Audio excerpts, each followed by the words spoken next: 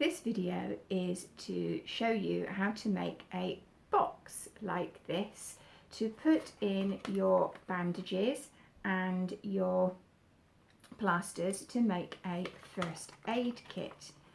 When the Good Samaritan helped the man who was injured, he bandaged his wounds. And when you've made your first aid kit, perhaps you could think about the people and talk about the people who help you when you're hurt, and the work of organisations such as the Red Cross and St John's Ambulance.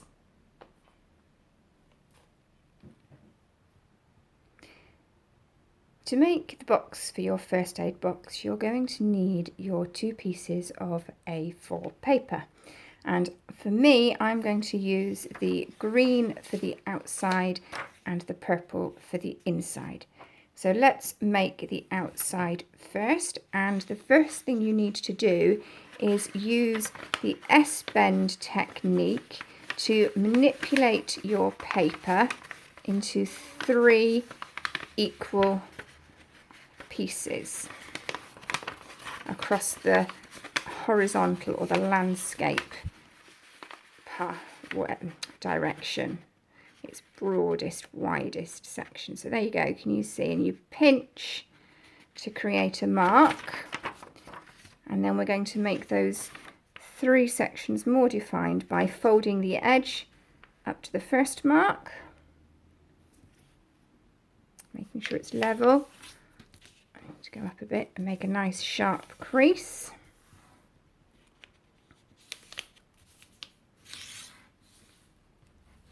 Like that, and then repeating on the other side, like so. And then I need to change these 3 into 6. So the first thing I'm going to do is fold end to end, making sure it's nicely lined up, because the more accurate you can be at these stages, the easier the rest of it will be. So a nice sharp crease there. So there's my first 2. And then I'm going to turn this end piece into 2. I find it easier to do that, so you do what makes it easier for you. So the end up to the crease, and then while I'm here, I'm going to make another fold each side by taking the edge up to the crease to make a triangle. I'm making that nice and sharp. And the same on this side, taking the edge up to the triangle. I'm making it nice and sharp. Voila! And I'm going to do the same at the other end. And get as sharp a fold as I can manage. And up to make that triangle. Voila! And up to make that triangle. And having made those triangles, I'm now going to use the point of each triangle as a reference marker for bringing up the sides. So I'm going to line that up and just put a crease there. And before I go all the way along, I'm going to line this one up first. And then when I squidge down on both sides, I can then squidge to the middle and make that nice sharp crease. And do the same to the other side. So there's that one. There's that one. Hold them. Squidge it, nice sharp fold, like so. Now I want to create some more folds that are parallel with this one here and this one here. So to do that, I'm going to take my edge here and fold it to the middle, and I'm just going to press up to that point there. So there you go. And the same that side, up to the middle and squish it down like so. And I'm going to do the same on the opposite side, up to the middle and squish it like so.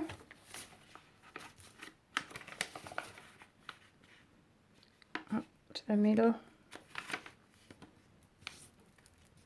and squish it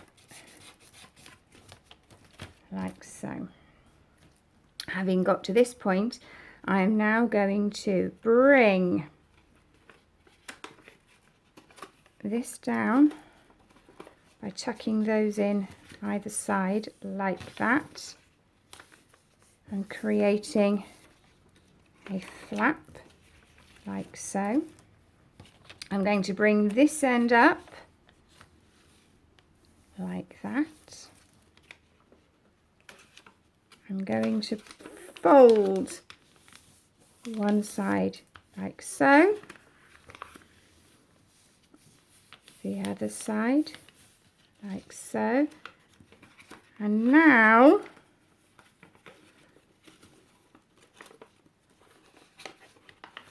I need to follow this crease up and bring it so that it goes like that, and do the same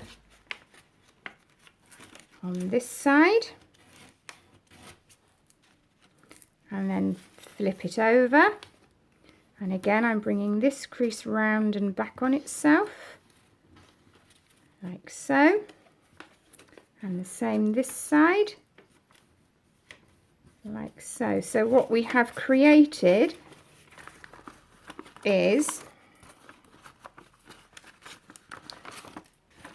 the lid. This is the lid bit, and this is the base. This bit here is the base of the bottom. All become clear when we've done the next bit. So I'm going to put that to one side for now and bring in my purple paper so that I can create the inside of the box and the more secure base of the box. Again, you need to do your S bend to find your 3 equal parts along the horizontal, along the landscape at its widest part. Some paper is more obliging than others. It just takes a little bit of squidging. There we go, a nice pinch. And then as before, we're going to make those creases stronger by lining up the edge with the pinch and squishing all the way down. That's one side done.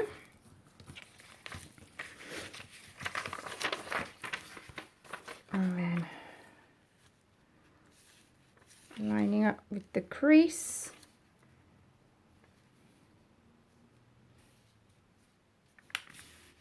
That's your other side done like that. And then as before, I want to make this section into 2 sections. So all the way over, end to end, lining them up. Ooh.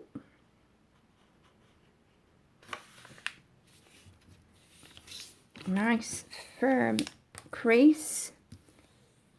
And this time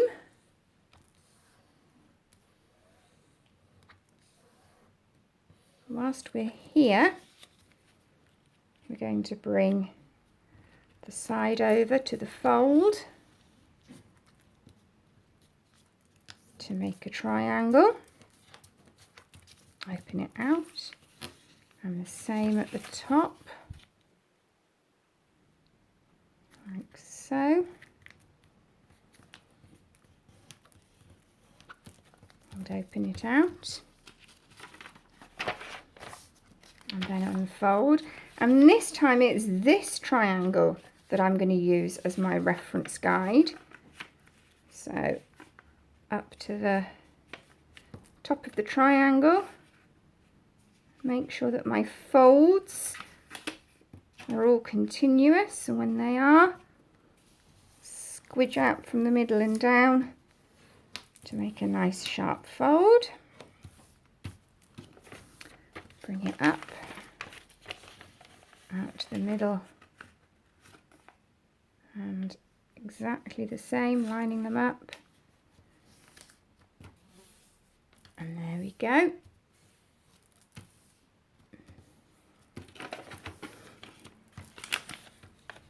And I'm going to create one more fold like that, so that I've made that last section into two. And then at this bottom end I'm going to go up like that to make it into two. And then I'm going to take this bottom edge and fold this bottom third up to the top of the top third, like so. So I now have what looks like four even sections. And I'm going to bring this edge up to here, like so. And this edge up to here, like so, and this edge to meet that one, like that, and this edge to meet that one,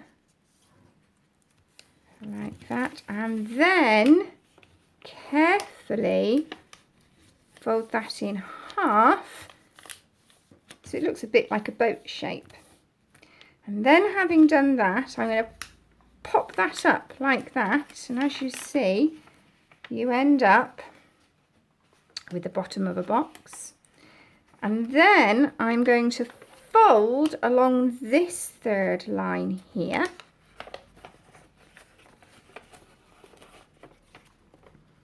and as I do, oh no, sorry, I'm folding along, apologies, I'm folding along this third line here, but what I'm doing is bringing this edge up to this edge to make the triangle. Can you see? Like that.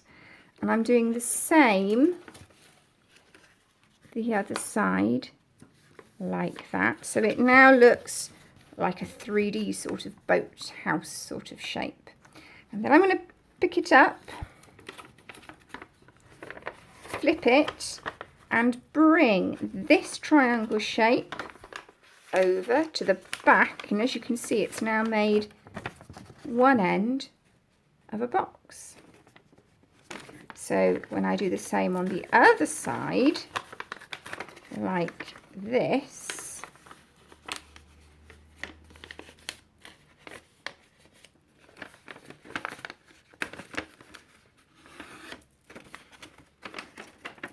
and put them both together, there, voila, is my box.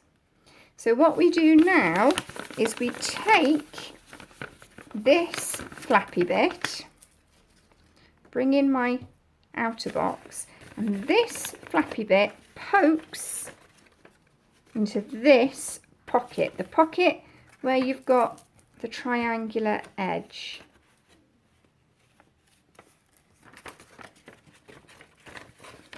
So making sure it's all together, it pokes into there, voila. And then you need to make sure that you're tucking these bits underneath the purple, so they hide away like that. And this is where it starts to make sense, because this bit of the box comes round and slides into that pocket. There's one side.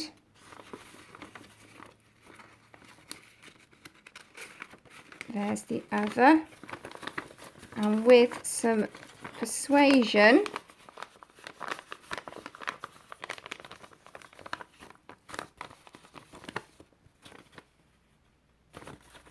folded in too much on that bit.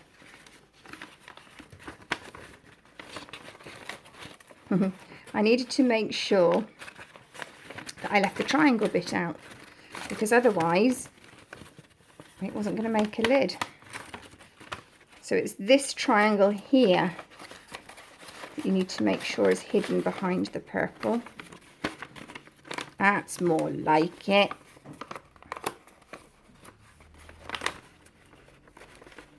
Ah, and this is where I discover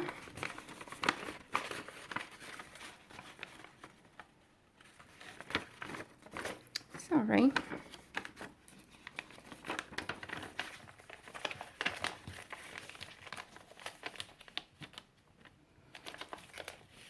That my triangles have gone the wrong way.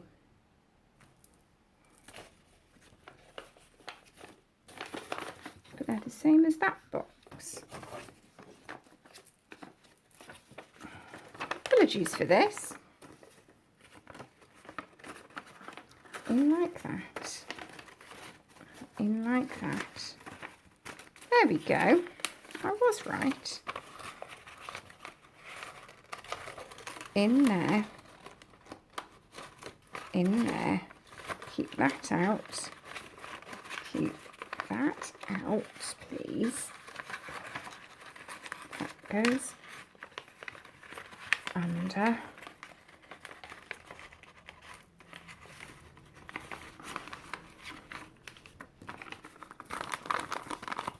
And there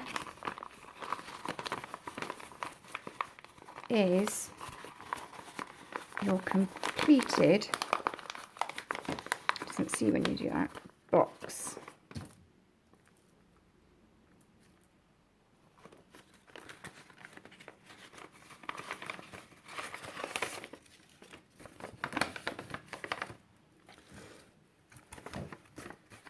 So now I have my outer box, sorry. So now I have my inner box. Let's bring in my outer box and put the two together. Now, these flappy bits here are going to tuck into these pockets either side, and this bit here is going to tuck in to this pocket here, and these triangles here and here are going to be hidden by the back of the box and this bit here. I'm just going to make sure my creases are really nice and sharp, both on this bit, because that's got to do all of the bending, and on this bit. Oh, you can't see when I go. So that it all goes together nicely. So let's get the flap into there first, like so. It's looking good. And that's hiding the first half of the triangles. The back of the box is hiding the other side. And now, if I'm careful, I can manipulate that side into there. That side into there. And then, I clearly haven't done as accurate folding as I'd hoped because it's a little bit misshapen. But there is your finished box, and it opens like that.